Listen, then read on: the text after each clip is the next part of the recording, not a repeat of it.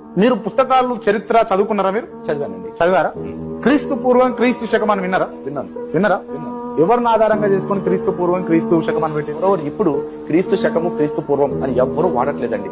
సామాన్య శకానికి పూర్వం, సామాన్య శకానికి తర్వాత అని వాడుతున్నారు. అంటే బీసీఈ, ఏసీఈ, బిఫోర్ కామన్ ఎరా, ఆఫ్టర్ కామన్ ఎరా అని వాడుతున్నారు. మీకందరూ ప్రపంచ చరిత్ర గురించి గానీ దేశ చరిత్ర గురించి గానీ నేను పెద్దగా చెప్పాల్సిన అవసరం లేదు, మీకు అందరికి తెలుసు.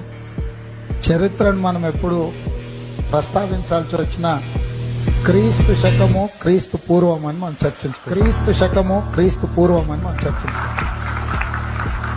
చాలా మంది దేవుళ్ళు ఉన్నారు కానీ ఈ రోజు కాలమానాన్ని యేసు ప్రభువుతోనే చేస్తున్నారంటే అది యేసు ప్రభువుకుంటే ప్రత్యేకత అని చెప్పి మీకు తెలియజేస్తున్నారు. ఎవ్వరికీ దక్కలేదు ఈ గౌరవం ఆయనకే దక్కిందంటే అది ఒక నమ్మకం, పవిత్రమైన వాస్తవం అని చెప్పి కూడా నేను మీకు తెలియజేస్తున్నాను.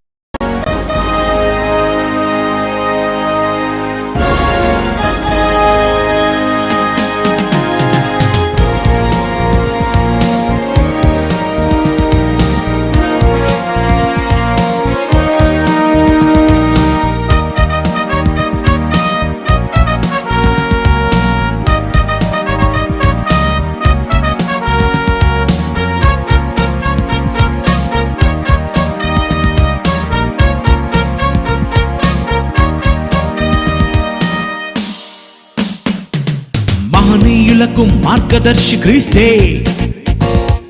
మానవులందరి మధ్యవర్తి క్రీస్తే.